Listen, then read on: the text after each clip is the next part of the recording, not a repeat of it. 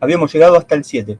En el 7 teníamos un circuito en el cual se presentaba interferencia de tipo capacitivo. Entonces, tenemos un circuito, que es nuestro circuito de medición, que es una fuente en la cual estamos midiendo algo. Esto puede ser una medición de resistencia o alguna medición de tensión, ¿no es cierto? Ese elemento tiene una resistencia interna, en este caso 10 kΩ. Y el instrumento en particular, acá suponemos que, por ejemplo, utilizamos un voltímetro digital que tiene una impedancia de entrada de 10 megahms.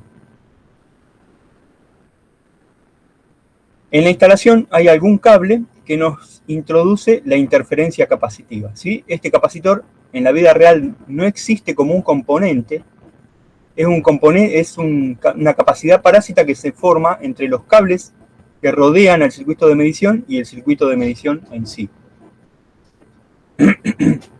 Ese cable tiene una tensión de 220 volts. Lo que nos piden es hallar el valor de la interferencia capacitiva.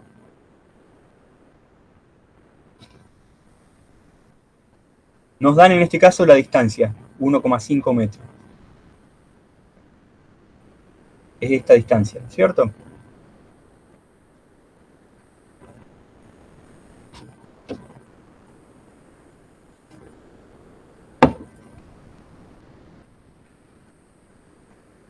Por una medición previa ya se sabe que la capacidad de acoplamiento es 1,4 picofaradios. Bueno, más allá de los datos que les damos, en este tipo de problemas tienen que usar siempre la misma expresión.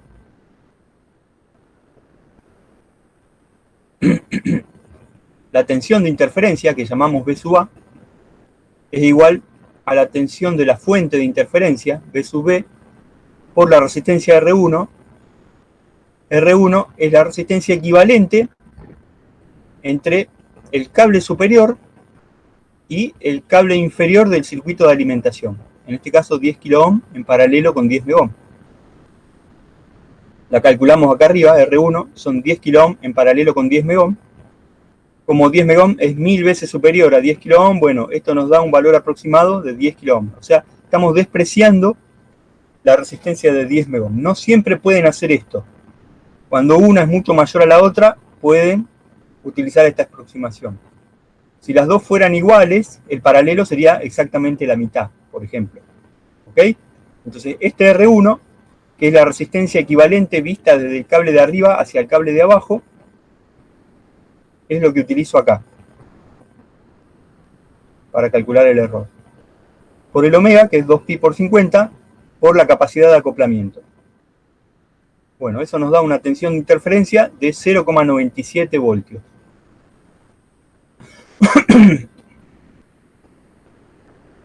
Bueno, ven que los circuitos de interferencia capacitiva son muy simples.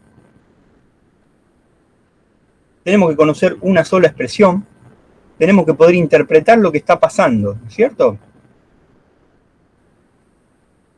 Para R1 saben que tiene que ser el paralelo de la resistencia interna de la fuente con la resistencia interna del instrumento. Luego, según cuál sea la pregunta del enunciado, despejan de la expresión que tenemos que usar, bueno, despejan esa variable y todos los demás valores van a ser datos, ¿no es cierto? Para lo que ustedes vienen acostumbrados ya a este tipo de problemas debería ser sencillo. Vamos a ver el 8, ¿sí? Acá vamos a ver uno de interferencia inductiva. El cable de alimentación del problema anterior, distante 1,5 metros del circuito de medición, transporta una corriente de 10 amperes. En la figura vemos el detalle de la conexión de la punta de prueba al realizar la medición. ¿Cuál es la interferencia inductiva producida por el cable de alimentación? Bueno, fíjense que la punta de prueba consiste en un cable mallado, ¿sí? Pero siempre al final de la punta se separan los cables de medición y yo los aplico al circuito de medición. Perdón.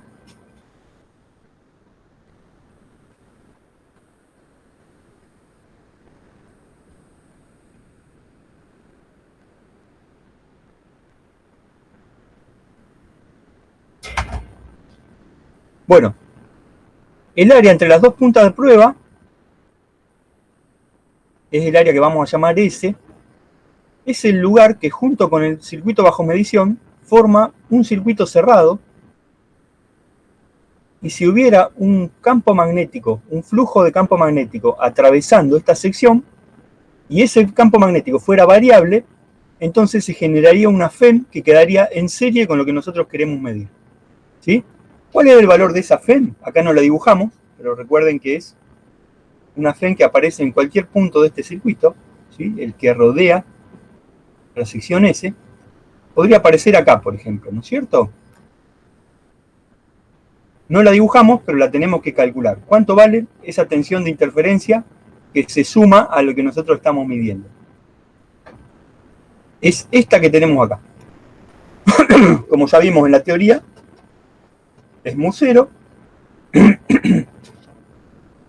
Usamos el mu0 para el vacío, que es aproximadamente el mismo que en el aire, por omega, por la corriente del circuito que genera la interferencia, por esta sección S, dividido 2pi por R, que es la distancia entre el circuito de que genera la interferencia y nuestro circuito de medición. Supónganse que tenemos el cable por acá, donde circula la corriente I.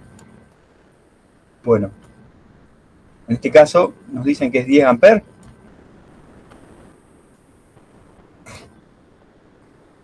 Acá en el valor I utilizamos el valor 10 amperes, el que circula por el cable que genera la interferencia.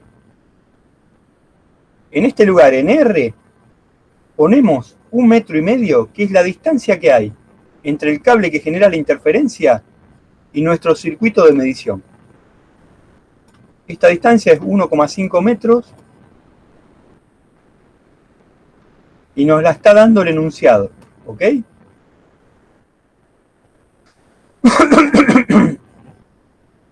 Estrictamente hablando, en este cable hay un campo magnético alrededor del cable que acá dentro de este circuito yo lo veo como un vector que entra hacia la superficie, ¿no es cierto?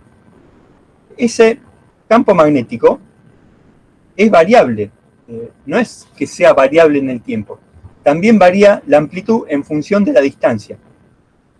En este extremo izquierdo la distancia es 1,5 metros. En el extremo derecho la distancia es 1,6 metros, porque se me agregan estos 10 centímetros, ¿no es cierto? De acá hasta acá tengo 1,6 metros.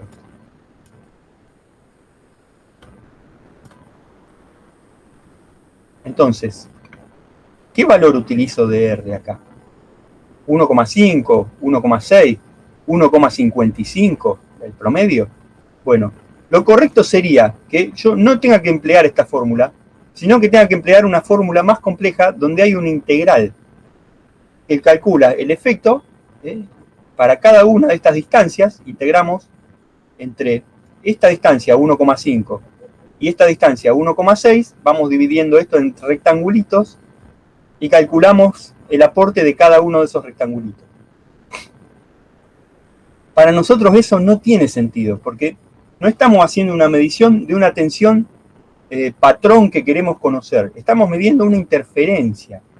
Cuando uno mide una señal de interferencia, lo único que quiere conocer es su orden de magnitud, no tanto su valor exacto, ¿no es cierto? Entonces, si el valor final me diera 2,1 microvolt o 2 microvolt, no hay diferencia. Yo ya sé, de acuerdo a ese valor, ya sé si me va a molestar, si no me va a molestar, si tengo que hacer algo para blindar el circuito o no, ¿no es cierto? Entonces, no entren en estos detalles, que yo acá lo escribo porque, acostumbrado a los problemas, como vienen trabajando hasta ahora, ustedes entran en muchos detalles y en el laboratorio a veces esos detalles no son importantes. Si yo estoy obteniendo una tensión de interferencia, me interesa su orden de magnitud. Entonces, si estoy suficientemente lejos, bueno, utilizo la distancia que separa el cable de mi circuito de medición y no tengo que estar calculando integrales ni ningún otro tipo de cosas que no me va a aportar nada. ¿Sí? En nuestro caso, el tamaño de este circuito es suficientemente chico comparado con esta distancia, entonces usamos directamente esta distancia, la que separa el cable de nuestro circuito de medición, y consideramos que el campo magnético se mantiene constante dentro de toda esta distancia. El campo magnético lo obteníamos como mu0 por I sobre 2pi por R, ¿no es cierto?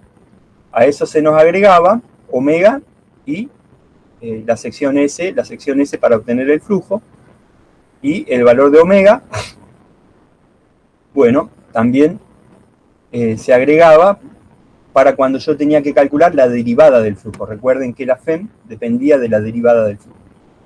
Entonces acá en esta expresión ya tengo todos los aportes importantes, ¿no es cierto? Bueno, el valor de mu0 ustedes ya lo conocen, 4pi por 10 a la menos 7. La frecuencia, 2pi por 50.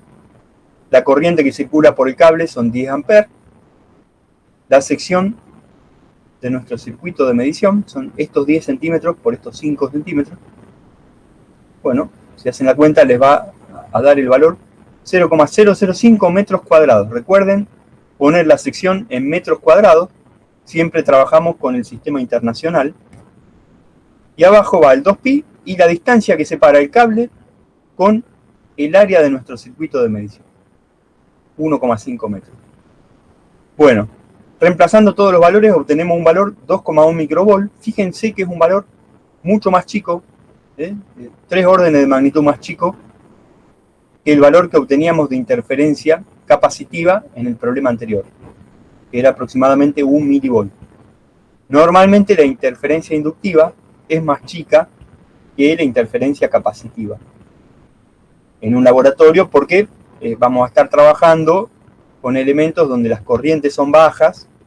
Este tipo de interferencia es producida por corriente, ¿no es cierto? La más importante normalmente va a ser de tipo inductivo.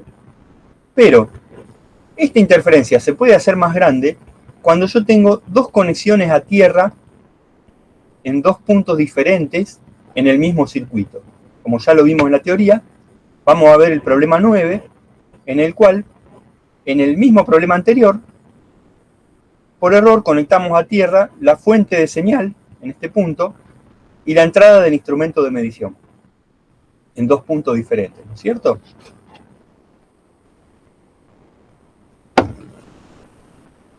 Esto pasa muy seguido. Yo les comento para que lo tengan presente.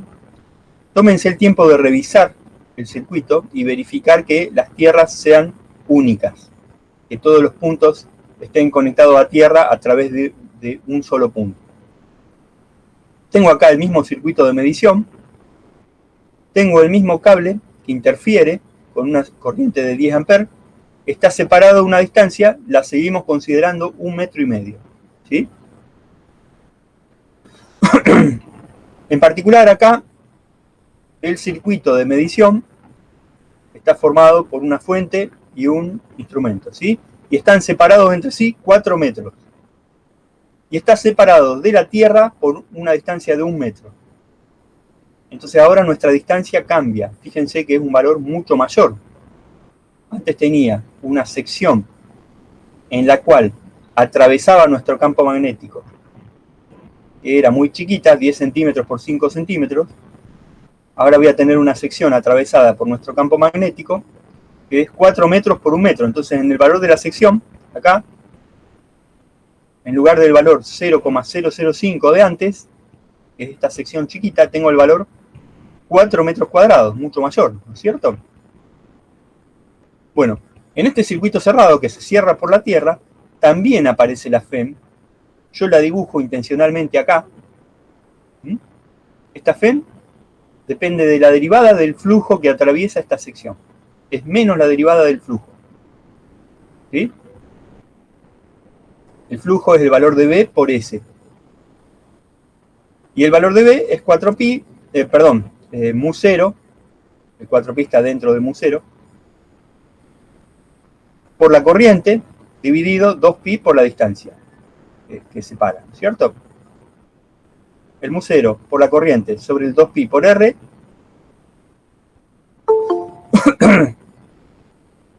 me da el campo magnético. Cuando lo multiplico por la sección obtengo el flujo. Cuando derivo el flujo para obtener la FEM me aparece este factor omega acá adelante. Hola, ¿tal?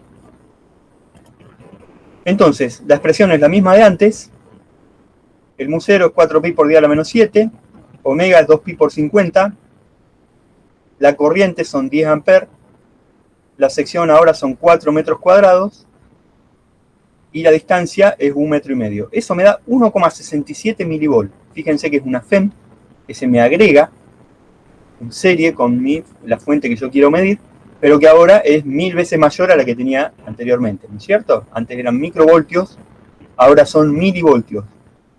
Y yo veo que es de un valor similar al de la interferencia capacitiva. Entonces, cuando tengo un circuito cerrado de tierra, me aparece una interferencia inductiva similar a la interferencia capacitiva. Por eso yo les decía, tómense el tiempo de verificar, de no tener presentes conexiones de tierra en puntos diferentes, simultáneas en un mismo circuito. Es muy importante que tratemos de evitar esto, ¿sí? Una de las dos deberían quitarla del circuito de mención. O desconectan este punto o desconectan este de la tierra. Lo más correcto sería desconectar este punto de la tierra. Obviamente este es un ejemplo, ¿sí? Si ustedes van a medir con un instrumento digital que tiene la batería interna, sería muy raro que tengan este punto conectado a tierra. Pero si utilizaran un instrumento como ser un osciloscopio, no sería nada raro que les quede conectado este terminal a tierra.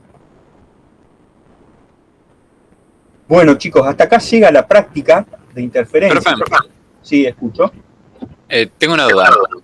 En el problema 9, suponiendo que no tenemos la conexión a tierra y aún así deberíamos tener un problema inductivo, ¿cuál sería la nueva área si no estuviese la conexión a esa tierra? Si no está esta conexión a tierra, vamos a tacharla para que recuerden que todo lo que decimos ahora vale para cuando esto no está. Esta FEM no está presente porque esta área en realidad no existe, no hay un circuito cerrado. El campo magnético está atravesando, está pasando por este lugar, pero acá yo no tengo un conductor. ¿No es cierto? No se puede formar esta FEM en este circuito cerrado porque no hay circuito cerrado. Pero no se podría formar en el circuito cerrado que hace el instrumento, como vimos en el caso de arriba. En esta parte de acá. Claro. Claro, acá yo sigo teniendo un área y en esta área, este campo magnético en esta área, me sigue produciendo una tensión de interferencia que se me suma, ¿sí? Esta sigue existiendo, pero esta área es muy chiquita en comparación a la otra. En comparación a la de abajo, y me produce una tensión del orden de los microvoltios. Y esta no molesta para nada. ¿Ok? Bueno, depende de lo que esté midiendo siempre, ¿no es cierto? Claro. No molesta en comparación con la otra que es del orden de los milivoltios. ¿Está? O sea, si yo quisiese hacer el ejercicio completo, tendría que tener en cuenta las dos. Obviamente una de orden magnitud como 1000 veces mayor, como que realmente no sirve de tanto calcularla, pero... Exactamente. Al yo sacar esta conexión de tierra, cancelo esta FEM, desaparece esta FEM, pero sigue estando esta FEM de acá, ¿sí? Ahora, esta es tan chiquita que eliminar esta ya mejora mucho la situación, ¿no es cierto? Lo mejor sería eliminar las dos. Bueno, ¿cuál es la forma de eliminar las dos? Esta la elimino eliminando esta conexión a tierra secundaria, ¿sí? Y quedándome con una sola conexión a tierra. Y esta la elimino tratando de que esta sección sea lo más pequeña posible. El cable tiene que ser mallado casi en su totalidad. Y las puntas de prueba tienen que ser lo más cortas posibles. Entonces esta sección disminuye. Lo mejor sería que al realizar la medición, y esto es lo que se hace en circuito de radiofrecuencia, no uso dos puntas por separado, sino que uso una ficha de conexión. Por ejemplo, el circuito de radiofrecuencia tendría una salida que sería una BNC, y yo con mi cable me conecto con otra BNC. Entonces esta sección prácticamente desaparece. ¿Ok?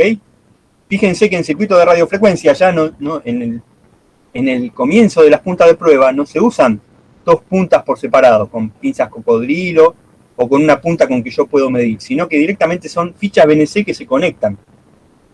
De esa forma yo elimino esta sección y evito también esta parte de la interferencia. ¿Está? Profe, Sí. yo a lo mejor esto es una duda un poco más de laboratorio, pero suponiendo que yo tengo un osciloscopio y tengo un circuito que tiene su conexión a tierra, pero a su vez el osciloscopio también tiene conexión a tierra porque estoy usando un osciloscopio que está conectado, que tiene las 3 puntas de vivo, neutro y descarga a tierra. Claro. En ese caso, donde yo tengo por un lado mi instrumento que está conectado a tierra y por el otro tengo el circuito que también lo tengo conectado a tierra. Exacto. Y yo decido medir, estaría en el paso de problema 9. Claro, exacto. Y yo eso no lo podría evitar. En principio no lo podrías evitar, pero tenés que buscar formas de evitarlo. ¿Cuáles son formas de evitarlo? Algunas son mejores que otras. Por ejemplo, una es agarrar y en el cable de alimentación del osciloscopio usar un adaptador y no conectar la tierra en la pared. Está bien, no, sí. Ahí eso yo les adelanto que es algo riesgoso porque el instrumento con el que ustedes trabajan deja de tener la tierra de protección. Recuerden que esta tierra tenía una función de protección. ¿Cuál es la función de la tierra de protección? Cuando hay una fuga dentro del circuito hacia el chasis, si yo tengo conectada esta tierra, va a saltar el disyuntor diferencial de la instalación. Y eso me salva a mí, ¿no es cierto? Porque la fuga, si no salta el disyuntor, la fuga se va a producir a través de mi cuerpo, cuando yo toque la carcasa del instrumento. ¿Esas fugas, profe, por qué se pueden dar? ¿Por una cuestión de que quede un cable suelto? Por una cuestión de que quede un cable suelto, por una cuestión de que haya humedad por algún motivo dentro de algún circuito, por una cuestión de que se queme un componente, que se ponga en corto algún componente. Esto es muy raro, ¿eh? Lo que no debería pasar nunca es que alguien arme un circuito en el cual se ponga en corto un componente y me mande 220 al chasis, ¿no es cierto? Ningún circuito que pueda producir eso va a estar aprobado. Va a haber una norma que lo apruebe como para que se comercialice, ¿no es cierto? Pero recuerden siempre que ustedes se van a encontrar con cosas fabricadas por gente y esa gente no es la más idónea, entonces tienen que tener precauciones, siempre. ¿Sí? Y la precaución en este caso es dejar conectada este terminal de tierra. Entonces, profe, si por ejemplo yo lo quisiese desconectar al terminal de tierra, el correcto caso en operación sería primero conectar todas las tierras, fijarme que nada del disyuntor no vuela, fijarme que la térmica tampoco, que está todo en orden, y a partir de ahí digo, bueno, puedo correr el riesgo de desconectar la tierra luego de que sé de que el circuito no tiene ninguna pérdida por ningún lado. Podés hacer eso. Y obviamente teniéndola en precaución donde yo vaya a poner la mano. Claro, eso te iba a decir justamente. La mayor precaución es no tocar nada mientras realizás la medición. Vos armás todo, hacés este paso.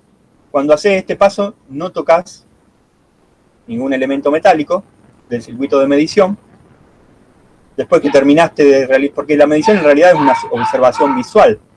No obligatoriamente yo tengo que estar tocando el instrumento, ¿no es cierto? Realizás la medición, apagás todo, volvés a poner la conexión como corresponde y seguís trabajando normalmente. Lo otro que podés hacer es utilizar un instrumento que tenga entrada flotante. En la entrada flotante, lo que vemos es que no está unido este cable negativo de la entrada con el terminal de entrada del instrumento, ¿no es cierto? De tierra de alimentación del instrumento. Sí.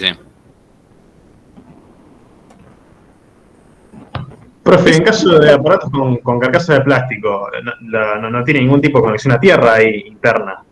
Bueno, pero la carcasa no, pero el BNC de la entrada sí. Entonces, claro. el mallado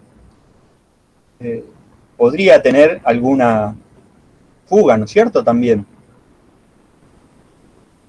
Claro. Yo tengo esta masa por este lado, ¿no es cierto? Estaría funcionando esta masa como protección, pero la masa que originalmente estaba como protección no la tengo presente. ¿Sí? Entonces tienen que tener cuidado, tienen que tener precaución al hacer eso. Lo mejor sería utilizar un amplificador con entrada diferencial. En el amplificador con entrada diferencial no existe esta conexión. El negativo de la entrada no está unido a la tierra. Entonces yo puedo dejar el cable de alimentación con la tierra conectada y esto no está presente. Entonces puedo tener las dos tierras simultáneamente. Esta funciona como protección, esta funciona como tierra de medición y no están unidas las dos por dentro del circuito. Esto es lo mejor, pero no siempre es lo que está disponible. Les diría que en nuestro país siempre es muy difícil que trabajemos con lo mejor, ¿no es cierto? Una simple medición con un tester en continuidad, van a ver que en la mayoría de los casos las entradas, los negativos de entrada siempre están unidos a esta tierra. ¿Sí? Raras veces van a ver circuitos con entrada diferencial. Y, profe, una última duda del problema 9. ¿Vale? Sé que realmente no dice nada acerca del campo eléctrico que genere la línea de alimentación, pero también deberíamos tener en cuenta la parte de capacitiva. Claro, es el problema 7. Ah, claro. Ah, no, sí, perdón. O sea, y en total hay que tener en cuenta los dos. Claro, es un mismo problema que analiza los 3 efectos de interferencia más comunes que se me agregan en un circuito de medición. La capacitiva, y la capacitiva depende de la tensión del cable, y la inductiva, que depende de la corriente, y tengo una parte dentro de mi circuito de medición y otra parte en el circuito de tierra. Está bien, después nos faltaría lo de para conexiones de más de, ¿cómo era? 2 veces, 3 veces lambda, que eran las claro. de... Ahora vamos a ver esas que son las electromagnéticas. Listo. ¿Ok? Entonces, ya habiendo aclarado bien los 3 tipos de interferencia en el campo cercano, vamos a ver cuando estamos en el campo remoto, que es la que llamábamos interferencia electromagnética. En parte ustedes ya tomaron conocimiento de estos fenómenos, o en física primero y después en electromagnetismo, ¿no es cierto? A altas frecuencias, la energía que yo le entrego a un circuito se empieza a alejar, se irradia desde el circuito, ¿sí? En forma de una onda electromagnética. En un circuito de transmisión, perfecto, esto es lo que yo quiero. Pero en todos los circuitos ocurre. El cable por donde pasa una corriente, bueno, ese cable, si la frecuencia es suficientemente elevada, se empieza a comportar como una antena y irradia energía electromagnética al espacio que lo rodea. Esa energía se va, no vuelve nunca más. No es una energía reactiva, es una energía activa. ¿Sí? Y si recuerdan, en electromagnetismo vieron que desde el circuito eléctrico del elemento que genera esa interferencia, aparece una resistencia que es la llamada resistencia de radiación. Esa resistencia de radiación consume una potencia, esa potencia representa una potencia que se va al aire y se aleja hasta el infinito, no vuelve nunca más. Por eso es una potencia activa, no es reactiva. Cuando estamos en el campo remoto hay una potencia activa, cuando estamos en el campo cercano la potencia era reactiva y estaba asociada a un capacitor o a una inductancia, ¿no es cierto? Entonces esa energía se iba y volvía continuamente. En el campo remoto la energía solo se va y no vuelve nunca más al elemento que produce la interferencia. Entonces yo estoy interfiriendo, cuando yo tengo un elemento que produce radiación, estoy interfiriendo todo el universo. Claro, a medida que me alejo, la amplitud de esa interferencia es cada vez menor, ¿no es cierto? Gracias a Dios. Fuentes artificiales de interferencia, ¿cuáles pueden ser? Los tubos fluorescentes, los tubos de rayos X, chispas en motores eléctricos, ¿sí? Interruptores y relés, oscilaciones de alta frecuencia, ¿sí? Acá es muy importante la frecuencia, ¿sí? Y obviamente transmisiones de radio y TV. Las transmisiones comerciales producen mucha interferencia porque tienen una potencia mayor, pero también nosotros estamos lejanos, mucho más lejanos, de las fuentes de interferencia de transmisiones comerciales. Entonces, tipos de transmisiones de mucho menor potencia, como ser un radioaficionado vecino, tiene mucho menor potencia que una transmisora comercial, pero lo tengo mucho más cerca, a lo mejor lo tengo en la misma cuadra, ¿sí? Entonces me puede producir interferencias mucho mayores, porque la tengo a una distancia mucho menor. También es importante la distancia, acá. Y fuentes naturales pueden ser los rayos y la radiación cósmica. Lo más importante que nosotros vamos a encontrar al nivel de la Tierra son los rayos. La radiación cósmica está muy atenuada por diferentes capas de la atmósfera, ¿sí? Esta radiación cósmica, aunque nosotros a nivel terrestre la veamos atenuada, la tenemos que tener siempre presente. No sabemos dónde ustedes van a trabajar en el futuro. Y alguno de ustedes puede terminar trabajando sobre equipos que van a ir fuera.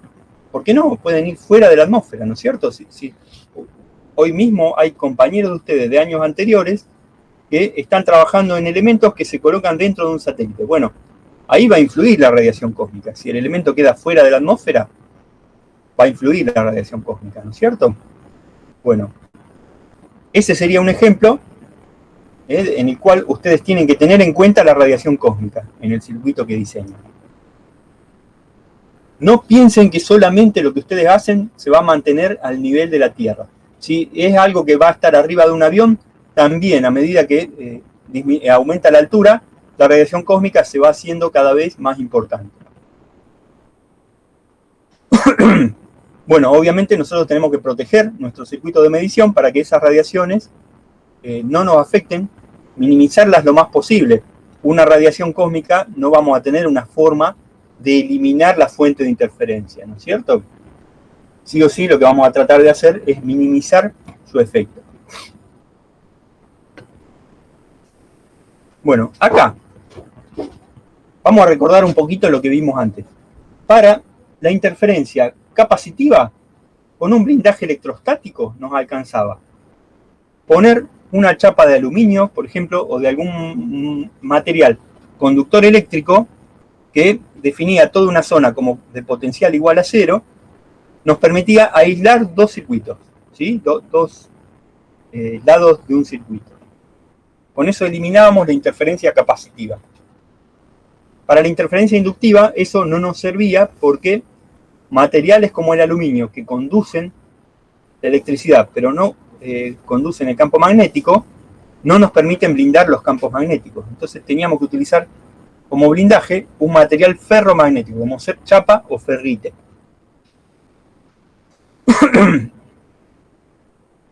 Acá estamos en un caso en el cual el campo electromagnético es una unidad indivisible, ¿sí? Los dos campos están presentes simultáneamente. Si yo tengo un campo eléctrico variable, en una onda electromagnética, ese campo varía tan rápido, ¿sí? Su campo eléctrico está relacionado con un campo que llamábamos D, era la polarización, ¿no es cierto? El campo eléctrico variable me producía un D variable. Esa variación de D estaba relacionada con una corriente que llamábamos corriente de desplazamiento, ¿sí? Y en el electromagnetismo ustedes vieron que esa corriente de desplazamiento también generaba campo magnético, como la corriente de conducción, ¿no es cierto? Entonces, si tengo un vector D variable, va a aparecer un B variable, un campo magnético variable, o un H variable, ¿no es cierto? Entonces, la variación de campo eléctrico produce campo magnético. Y, obviamente, la variación de campo magnético vuelve a producir campo eléctrico, porque la derivada del flujo es igual a la FEM, o sea que vuelve a aparecer un campo eléctrico, ¿no es cierto? Entonces, los dos campos se van regenerando mutuamente en una radiación electromagnética. Si yo colocara un blindaje que eliminara uno de los dos, automáticamente el otro desaparecería. Esto se puede observar experimentalmente. Entonces, En un circuito donde hay interferencia electromagnética, si yo lo blindo con un blindaje electrostático, o sea, con una simple chapa de aluminio, no es necesario que el material sea conductor del magnetismo. Bueno, esa chapa eliminaría el campo magnético. Al eliminarse el campo magnético, en la propagación tampoco se puede propagar el campo, perdón, estoy diciendo magnético. Esa chapa eliminaría el campo eléctrico. Al desaparecer el campo eléctrico, tampoco se podría propagar el campo magnético. Entonces, desaparece la interferencia electromagnética. Entonces, es suficiente con un blindaje electrostático.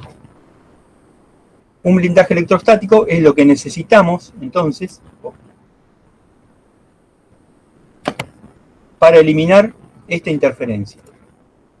¿Sí? Profe, ¿Escucho? entonces se podría también un blindaje magnético, pero es más barato electrostático, ¿no?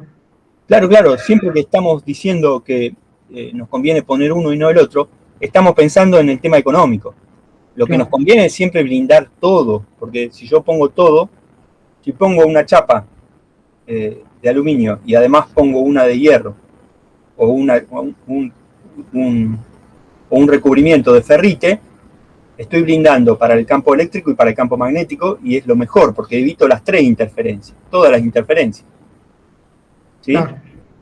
Pero si yo tengo solo interferencia electromagnética, bueno, con el blindaje electrostático serviría.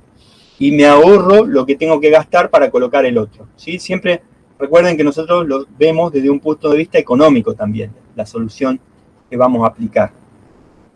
Entonces, en este caso, con un blindaje electrostático, ya sería suficiente para eliminar la interferencia.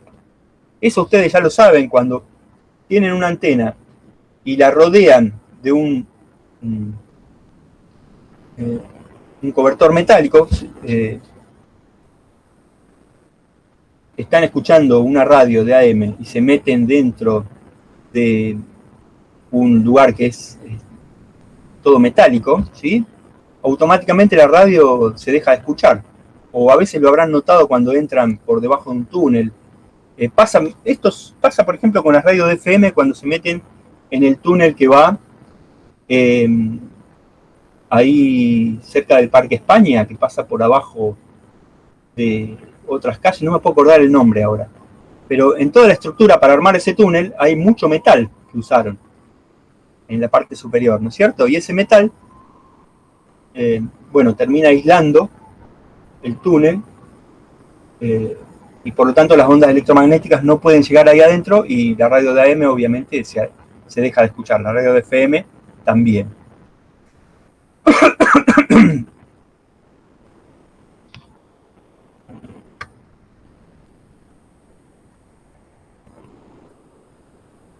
Muy bien.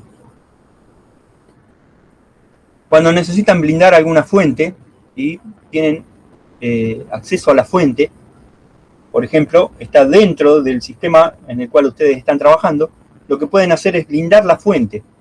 En lugar de blindar el circuito de medición, pueden blindar la fuente. Un material buen conductor eléctrico conectado a tierra, rodeando la fuente electromagnética, bueno, eliminaría esa fuente de interferencia para todo lo que está alrededor. Profe, si no lo conecto a tierra no veo nada. Si no conecto el blindaje a tierra. Si no lo conectás a tierra, esto está más allá de nuestra materia, ¿no es cierto? Pero no importa, vamos a entrar en esos detalles.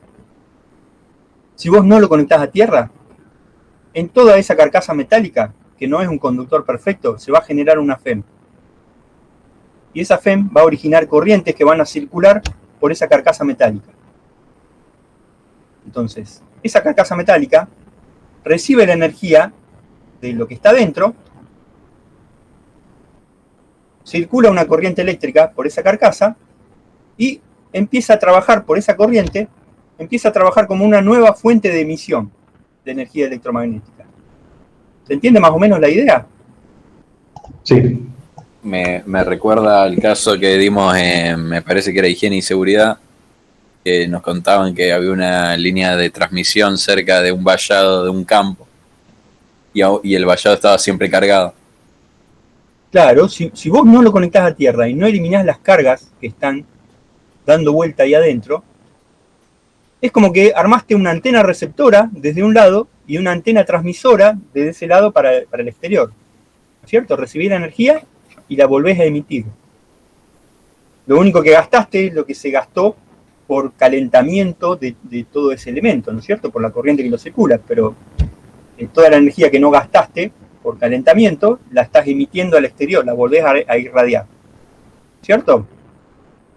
Entonces recuerden, para evitar eso, lo mejor es conectarlo a tierra con un cable lo más corto y de mayor sección posible. Está lleno de detalles esto, chicos. El cable que ustedes utilizan para conectar ese blindaje a tierra, también cuando la corriente circula por él, puede funcionar como una antena. Esto está lleno de detalles que se pueden ver en la práctica. Y en la teoría, debido a que nosotros siempre idealizamos todo, no lo vamos a ver en principio, ¿cierto? Bueno, si necesitan que haya ventilación para lo que está dentro de ese blindaje metálico, pueden realizar perforaciones. Bueno, acá hay un consejo práctico que dice que el tamaño de los agujeritos debería ser de 3 milímetros como máximo, y eso está relacionado con la longitud de onda que normalmente se utiliza en la práctica, ¿sí? Con un agujerito de 3 milímetros, bueno, para cualquier radiación normal de las conocidas, ese agujerito es como si no estuviera, ¿no es cierto? Como si estuviera la chapa rodeando todo el elemento. Porque las longitudes de onda normalmente son mayores a el diámetro de ese agujerito.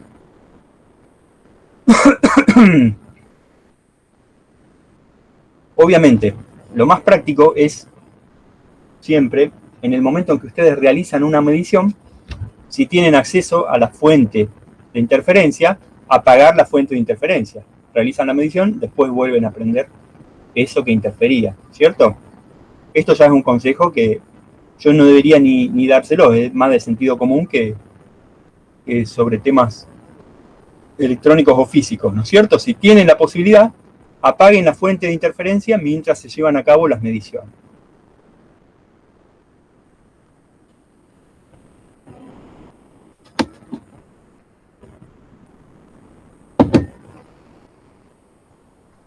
Bueno,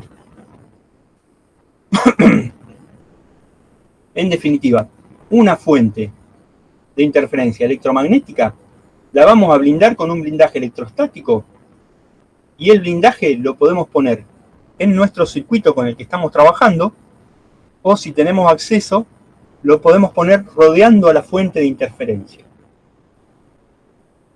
Y también, si tenemos acceso, lo más práctico es apagar la fuente de interferencia mientras se realice la medición.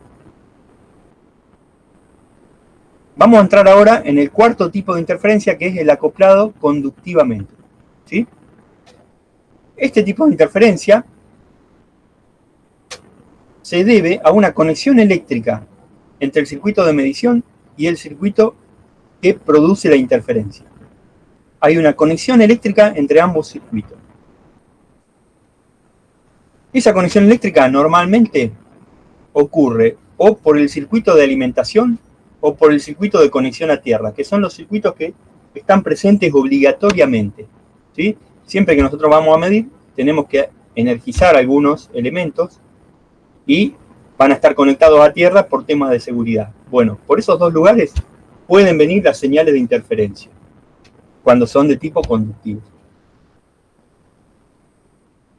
Si conocemos el rango de frecuencias de la interferencia y el rango de frecuencia de la señal que nosotros queremos medir, podemos con un filtro eliminar la interferencia.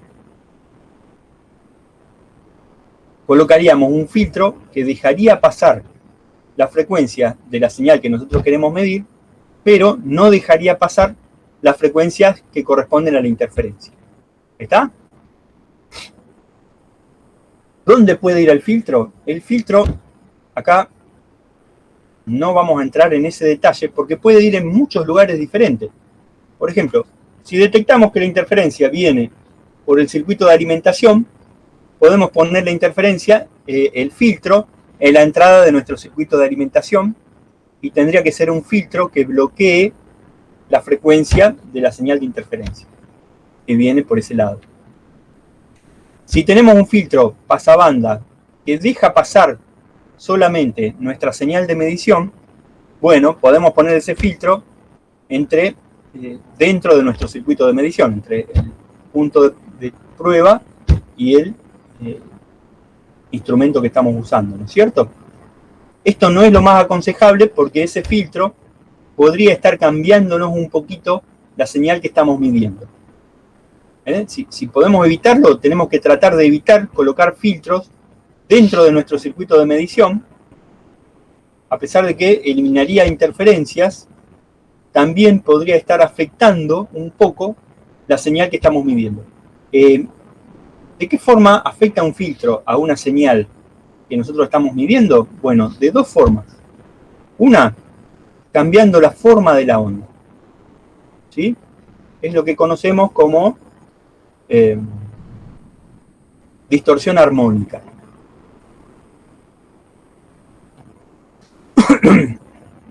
Ustedes, por ejemplo, están midiendo una señal cuadrada y después que pase esa señal cuadrada por un filtro pasa abajo, se van a encontrar con una señal que es cada vez más parecida a una onda triangular. En un caso extremo podría ser una onda triangular, ¿no es cierto? Si la frecuencia del filtro pasa abajo es suficientemente baja. Entonces, esa distorsión armónica cambia la forma de la onda que ustedes están midiendo. Si están interesados en ver la forma de la onda, bueno, van a tener un problema. Si la señal que estamos midiendo es una señal armónica, o sea que es una señal senoidal pura, ¿de qué forma nos afecta el filtro? Bueno, esta es la otra forma en que nos afecta el filtro. No va a cambiar la forma de la onda, pero sí va a cambiar la amplitud y la fase. Si estamos dentro de la frecuencia de paso, no debería cambiar ni la amplitud ni la fase.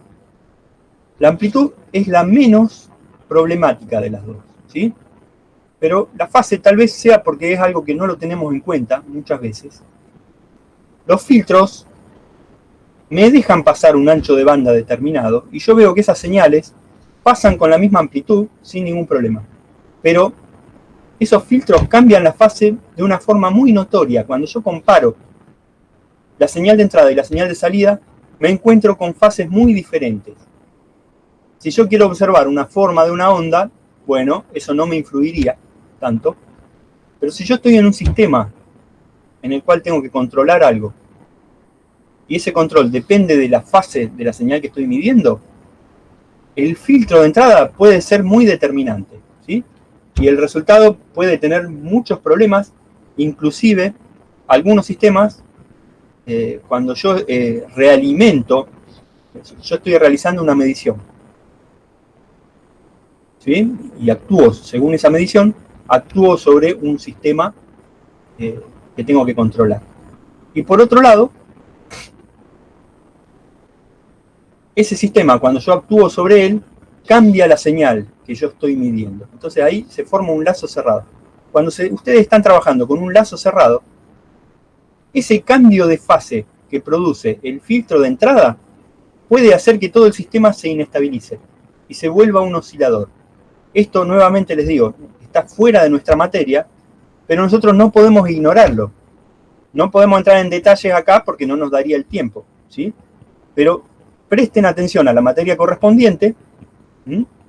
Ustedes van a ver que en todo sistema de control con el que ustedes trabajen, hay una magnitud llamada margen de fase, y la fase que agrega el filtro de su sistema de medición no debería cambiar ese margen de fase, no debería tener una fase superior al margen de fase con el que están trabajando, ¿sí? O que me lleve el margen de fase del sistema total a un valor inaceptable. Cuando la fase de la onda se va acercando a un valor que en todo el sistema cerrado se va acercando a un valor igual a pi, lo que es equivalente a decir que el margen de fase se va achicando y va acercando hacia cero, los sistemas tienden a volverse oscilatorios. Y si llega a ese valor cero, bueno, el sistema se vuelve un oscilador que mantiene la oscilación indefinidamente. Si no llegué a esa fase total igual a 0, bueno, el sistema no va a ser un oscilador, pero va a tener respuestas oscilatorias levemente amortiguadas, que para que desaparezca la oscilación, yo necesitaría que transcurra mucho tiempo, ¿sí? Entonces, presten atención a la fase que agrega el filtro que ustedes colocan en el sistema de medición. Recuerden que eso les puede inestabilizar sistemas si la medición está dentro de un lazo cerrado. Sin entrar en más detalles, dejamos esto para la materia en la cual ustedes vayan a ver este tema, ¿no es cierto? Solo nosotros lo mencionamos para que lo tengan presente.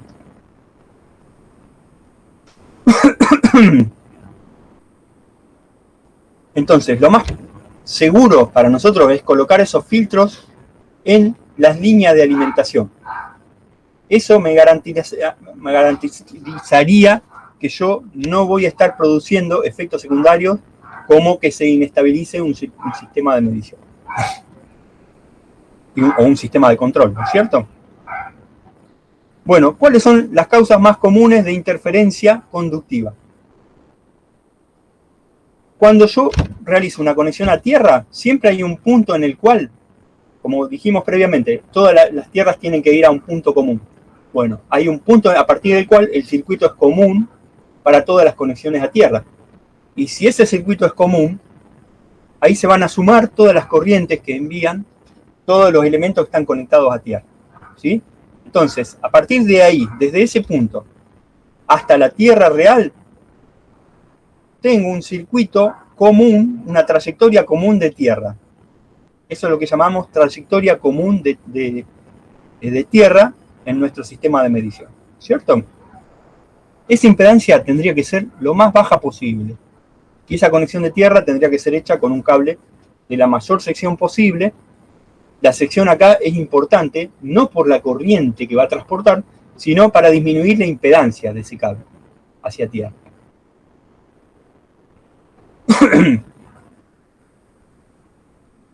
Bueno, otro tipo de causa es la que se produce a través de los transformadores de alimentación. Imagínense que un circuito mete una interferencia en la línea de alimentación, ¿sí? Una interferencia de alta frecuencia en la línea de alimentación. En los transformadores de alimentación de otros circuitos, por ejemplo, un transformador de alimentación de un osciloscopio, yo tengo un arrollado primario y un arrollado secundario que están muy cerca uno del otro, ¿ok? Dentro del transformador que va a alimentar todo el circuito del osciloscopio. El bobinado primario está muy cerca del bobinado secundario. Están arrollados alrededor del mismo núcleo magnético. Entonces, la interferencia que llega al primario fue generada por otra fuente hacia la línea de alimentación. Y llegó al primario. Al estar presente en el primario, puede pasar al secundario por un acoplamiento capacitivo entre los dos arrollamientos. Si es de alta frecuencia, aunque la capacidad entre los dos arrollamientos sea baja, esa interferencia puede pasar al secundario y va a estar presente en la fuente de alimentación de mi circuito de medición, de mi instrumento de medición. Y como está presente en la alimentación, va a estar presente en el valor que yo estoy midiendo. Bueno, esta es la interferencia acoplada conductivamente a través de los transformadores de alimentación, de los instrumentos de medición. Ahora en breve vamos a ver cómo evitarla. En principio alguien me podría decir que no es una interferencia conductiva porque se produce por el aire, entre el aire que hay entre el bobinado primario y el secundario. Bueno, tomamos ese aire como un capacitor, como un solo componente que sería un capacitor, ¿no es cierto? Entonces, si bien sería una interferencia capacitiva, al ocurrir dentro de un componente, la vamos a tratar como si fuera una interferencia conductiva. Entra la interferencia por un lado del transformador y sale por el otro lado del transformador. Entonces, para nosotros es una interferencia conductiva. Y por último, la tercera causa común son las fuentes de alimentación que alimentan varios circuitos simultáneamente. Yo tengo una fuente continua de 12 voltios y me voy enganchando salen dos cables, ¿no es cierto? Y me voy enganchando a esos dos cables en distintos puntos con distintas cargas. Bueno, la corriente que consume una de las cargas puede producir una caída de tensión en los cables de alimentación y eso me puede afectar a los elementos que están conectados a los mismos cables de alimentación. O sea, esta fuente se podría considerar como fuente de alimentación que tienen cargas en paralelo, formas incorrectas de conectar cargas en paralelo a una misma fuente de alimentación.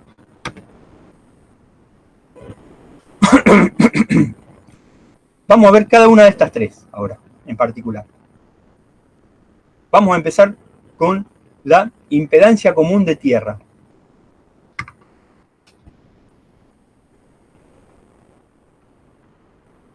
Esta interferencia se hace muy notoria cuando yo tengo a una misma tierra conectado un sistema analógico y un sistema digital.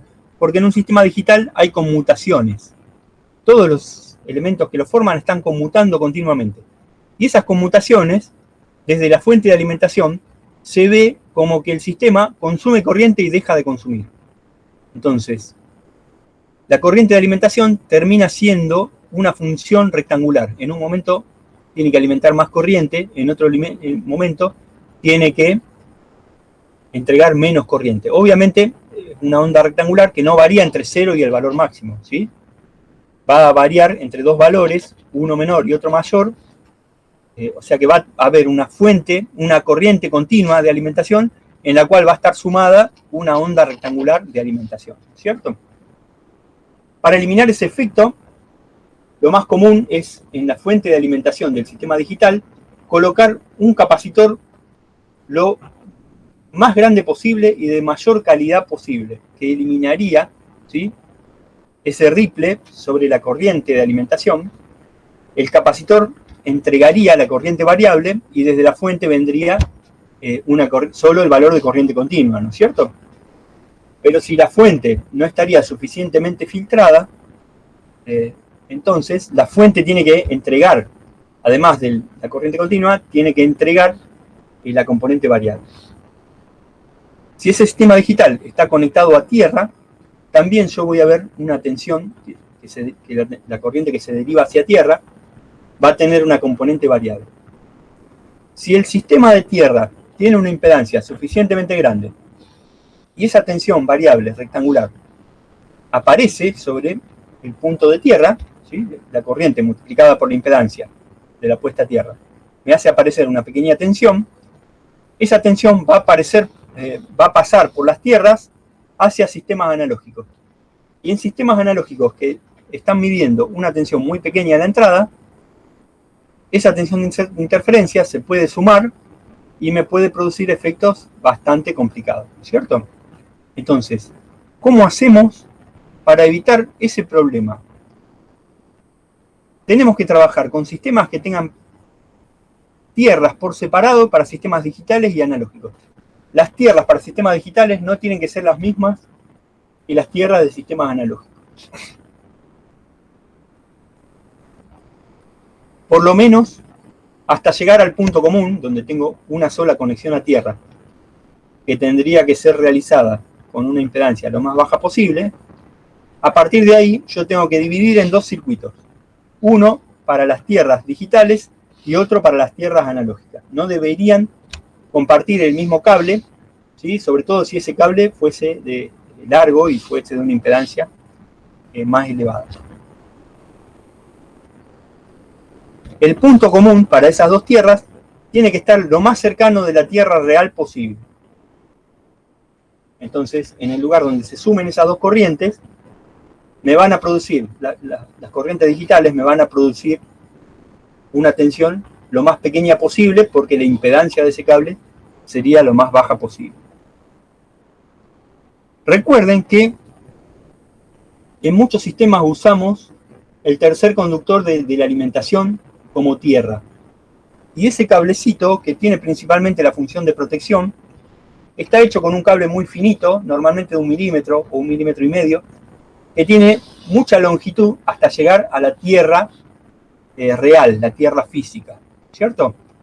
Ese cable es el peor que podemos usar, ¿sí? Usar la conexión de la pared como punto común de tierra es lo peor que podemos hacer para que sea el punto donde se unan las tierras digitales y las analógicas.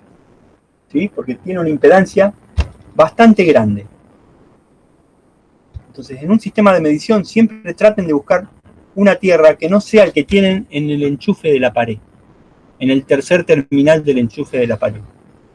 Busquen la tierra física o el punto común designado hacia la tierra física y conéctense en ese punto. De esa forma, esa conexión que ustedes hacen va a estar libre de corrientes de sistemas digitales que les podrían introducir interferencia en el sistema de medición que ustedes van a emplear.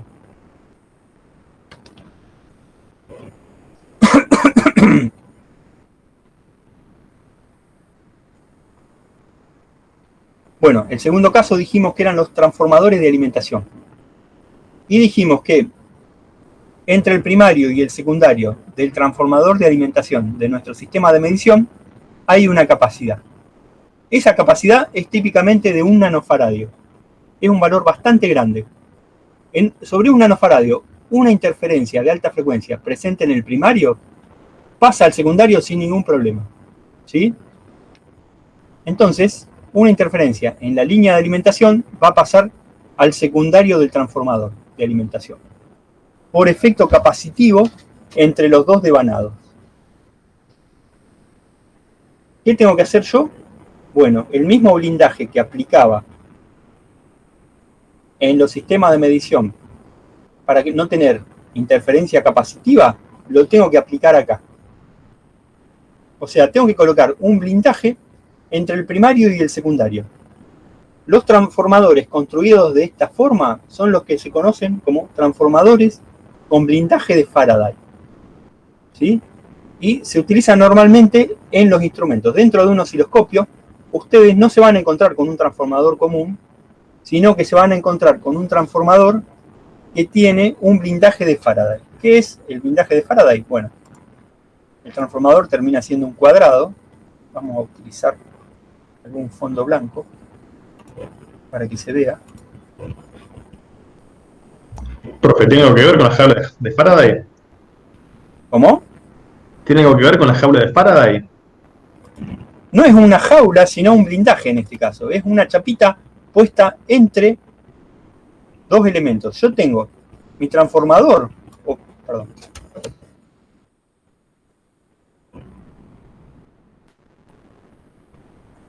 Ahora va a ser un cuadrado metálico. ¿Sí? Que es un núcleo magnético. Y acá yo coloco el primario por un lado, el bobinado primario, con sus dos cablecitos de salida, y el bobinado secundario, por otro lado, con sus otros dos cablecitos de salida, ¿no es cierto? Entre estos dos bobinados se produce una capacidad parásita, que tiene un valor aproximado de 1 nanofaradio. Entonces, una interferencia acá, una onda rectangular acá, puede pasar a través de este capacitor y estar presente en alguno de estos cables de acá, ¿no es cierto? Para que eso no pase, dentro del transformador yo agrego una chapa acá. Para que todo esto no ocurra, tengo que romper este capacitor parásito. Para eso agrego acá al medio una chapita. ¿Cierto?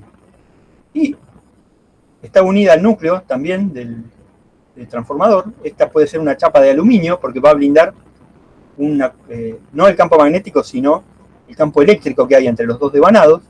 Entonces, esta chapa conectada también a la carcasa del transformador, la termino conectando a la tierra del circuito de alimentación. ¿Sí? O a la tierra del circuito de medición. Normalmente en un osciloscopio la tierra es la misma para todo. ¿Sí? Y está conectada al tercer terminal del conector de alimentación. Entonces, genera un blindaje electrostático que impide que el campo eléctrico de un bobinado, de un devanado, pase al otro. y destruyo ese capacitor parásito que existía entre los dos. Entonces, esta señal va a producir un campo eléctrico variable acá, pero solo hasta esta chapa. Y a partir de acá, la corriente que produce se mueve hacia tierra. Y no aparece su efecto en el secundario del transformador. Entonces, esta señal que yo tenía antes desaparece. ¿Se entiende lo que es un blindaje de Faraday? En un transformador de alimentación es una chapita que separa los dos bobinados. Normalmente se construye de aluminio o de cobre. Tiene que ser conductora de electricidad únicamente.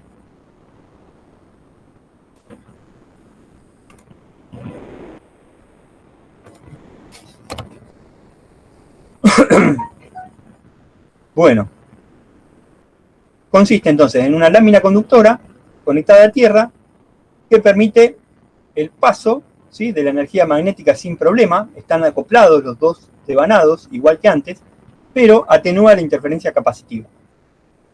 Conduce a tierra la corriente capacitiva que proviene del primario. Con este agregado de esta chapa, esa capacidad que antes era de 1 nanofaradio, ahora se reduce a un valor de menos de 1 picofaradio. Por lo tanto, prácticamente desaparece el efecto del acoplamiento capacitivo entre los dos devanados.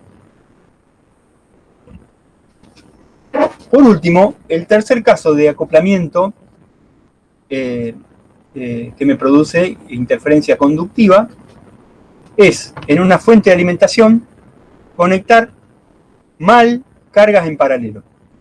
Acá ustedes ven dos conexiones. De estos dos dibujos que ven acá, la primera, la de arriba, es la correcta. La de abajo es la incorrecta. ¿Está? A pesar de que siempre, y en la práctica, nosotros tratamos de usar la de abajo porque es la más práctica. Si yo ya tengo algo conectado acá y quiero agregar, quiero alimentar un tercer elemento, bueno, pongo cablecitos hasta acá nada más, ¿no es cierto? ¿Para qué voy a tener que al tercer elemento ponerle cables hasta la fuente? Bueno, esto lo pueden hacer sin problema hasta que aparezca la interferencia conductiva. Cuando aparece la interferencia conductiva, no pueden usar más este circuito y tienen que desconectar las cargas entre sí y conectarlas todas en forma independiente a la fuente de alimentación. Se imaginarán que el problema es debido a que la corriente en las cargas anteriores, por ejemplo en la carga 1 o la 2, produce una pequeña variación de tensión en los cables comunes de alimentación y esa variación de tensión queda alimentando a la tercera carga y eso es lo que produciría la fuente, la interferencia conductiva, ¿no es cierto? En este caso de acá, ese efecto se vería minimizado. ¿Ok? Variaciones de corriente de las cargas pueden producir picos de corriente muy grandes que producen variaciones de tensión que se propagan a las cargas que siguen a continuación. En el primer caso, eso no ocurriría.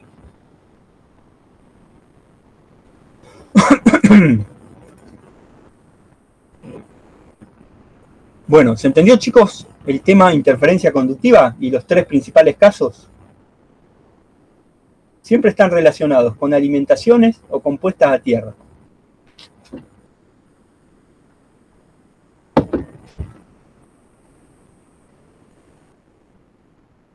Bueno, vamos al quinto tipo de interferencia. Es un poco una repetición de lo que vimos en interferencia inductiva. Los circuitos de tierra a modo común son los circuitos de tierra que se forman y que están fuera de nuestro circuito de medición. Nuestro circuito de medición podría estar acá. De acá para arriba, ¿no es cierto? Acá yo tengo un elemento que quiero medir. Acá tengo un cable y este es el otro cable de medición. Y acá tengo elementos conectados al circuito que yo quiero medir, ¿no es cierto? Entonces, realizo la medición. Y uno de los cables, que es el negativo, por algún error, queda a tierra conectado del lado izquierdo y también del lado derecho. Se me forma este circuito que veo acá, que no forma parte del circuito de medición, pero tiene una parte que está en serie con mi circuito de medición. ¿Ok? Y La Tierra es un conductor. No se olviden que la Tierra, aunque nos parezca raro, en primera instancia, decir cómo la Tierra va a ser un conductor, si yo agarro un tester, los dos terminales del tester, los enchufo en la Tierra y me da que la impedancia es infinita. Bueno, sí, eso en corriente continua, ¿sí? Y para puntas del tester que tienen 2 centímetros de largo. Si ustedes conectan dos jabalinas que tengan 2 metros de longitud, se van a encontrar con que la Tierra es conductora, inclusive a la corriente continua. A frecuencias más altas es más conductora todavía, ¿sí? Pero ya a corriente continua es conductora la Tierra. ¿Por qué pasa eso? Porque ustedes tienen que tener en cuenta que la Tierra es un elemento que tiene un diámetro que lo podemos considerar prácticamente infinito, para fines prácticos. Yo estoy conectando con una jabalina, estoy conectando a 2 puntos que entre ellos tienen una sección muy grande, aunque el ρ de la Tierra sea, por decir, si yo hago una analogía y digo, bueno, la Tierra es un conductor perfecto, ¿cierto? Entonces, se cumple la ley de Pouliot y yo puedo decir que el conductor tiene una resistividad ρ y la resistencia la puedo calcular como ρ por L sobre S, siendo L el largo del conductor y S la sección del conductor. ¿Sí? La resistencia R sería, de ese conductor sería ρ por, que era la resistividad del material que forma el elemento conductor, por la longitud dividido la sección. ¿Qué era la longitud? La distancia que hay entre los 2 puntos de contacto. ¿Qué era la sección? La sección que tiene el conductor entre esos 2 puntos de contacto. Bueno, la longitud tiene un valor finito. La sección yo la puedo considerar prácticamente infinita si la comparo con L, ¿no es cierto? Entonces, este valor tiende a 0.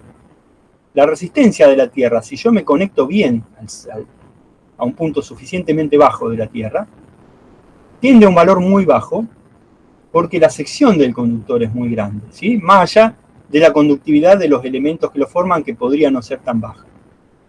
Entonces recuerden que la Tierra termina siendo para nosotros un elemento conductor. Se forma entonces este circuito cerrado. Por la Tierra pueden circular corrientes de 10 amperes sin ningún problema. Cuando ustedes conectan algo a Tierra y por un problema se deriva la corriente a Tierra, la corriente puede ser muy grande y sin embargo este potencial no sube, Porque si está bien hecha la instalación, las resistencias de puesta a tierra tienen valores inferiores a 1 ohm.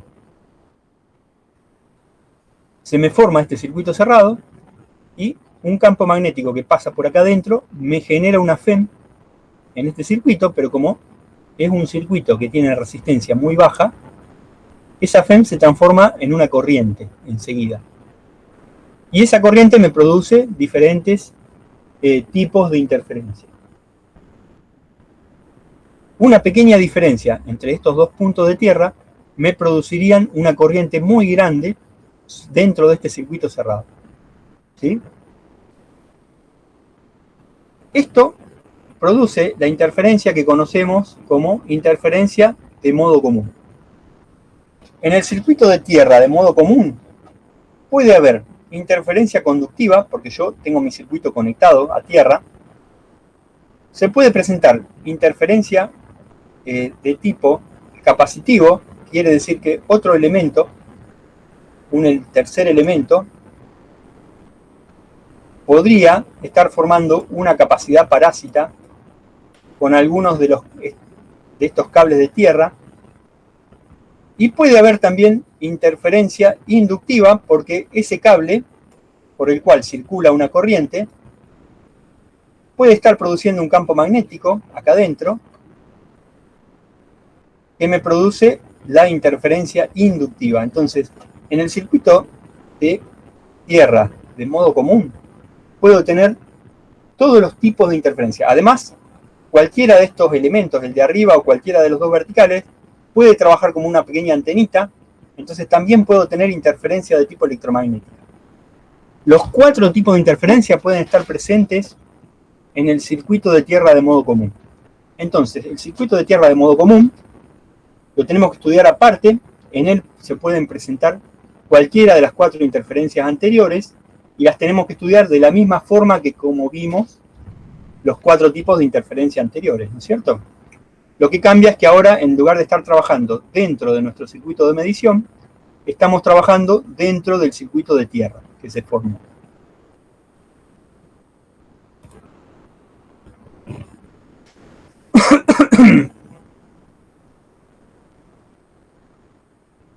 Bueno, el método para eliminar esta interferencia, en primer lugar, como ya lo dijimos previamente, es lograr que cada sistema esté conectado a tierra en un solo punto.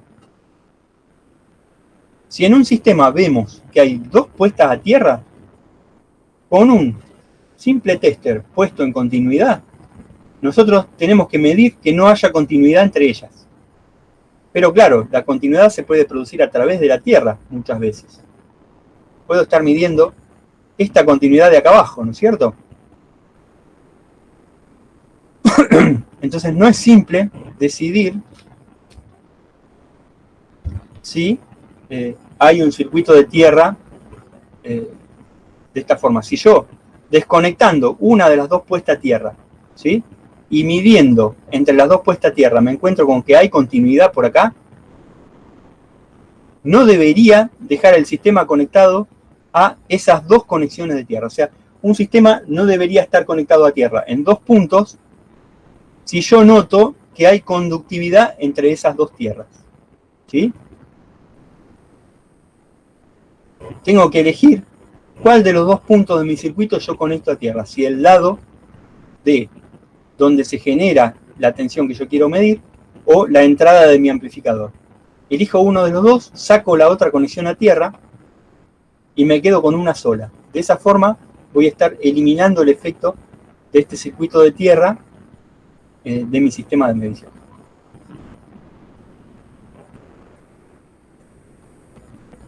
No utilicen 2 puestas a tierra independientes en un mismo circuito de medición. Si se encuentran en ese caso, una de las 2 la deben desconectar. Ustedes eligen cuál es la mejor de las 2, desconectan la otra.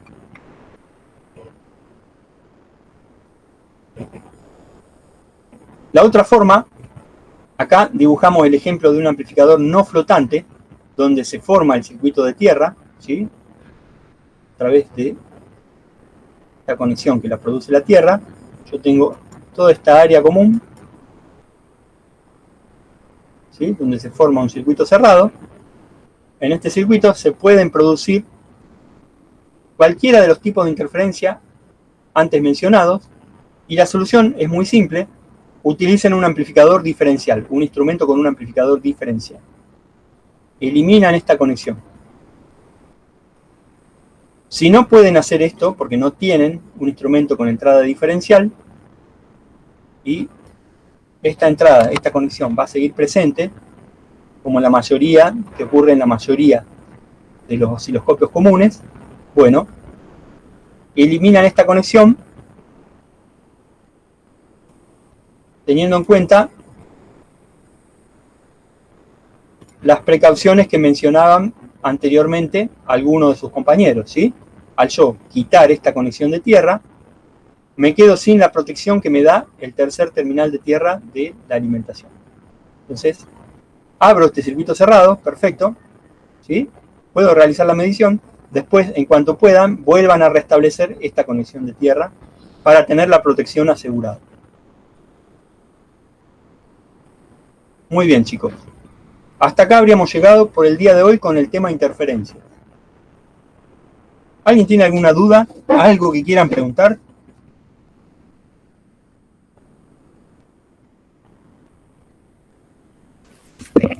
No, pero... Adelante, adelante. La clase que viene el miércoles vamos a hacer un repaso de los problemas de osciloscopio y de los problemas de interferencia. Y de toda la teoría también, ¿no es cierto? Si alguien tiene alguna duda. Si nos llegara a quedar tiempo, porque nadie tiene dudas, entonces vamos a empezar a ir viendo los temas que quedaron pendientes, por ejemplo, de puente de Wheatstone, ¿sí? Mediciones de resistencia de bajo valor con puente de Kelvin, por ejemplo, ¿cierto? Así que vayan pensando, vayan preparando el tema para rendir el viernes. Si tienen duda, vamos a arrancar el miércoles viendo esas dudas. Y si no, a continuación vamos a ir completando los temas que quedaron pendientes.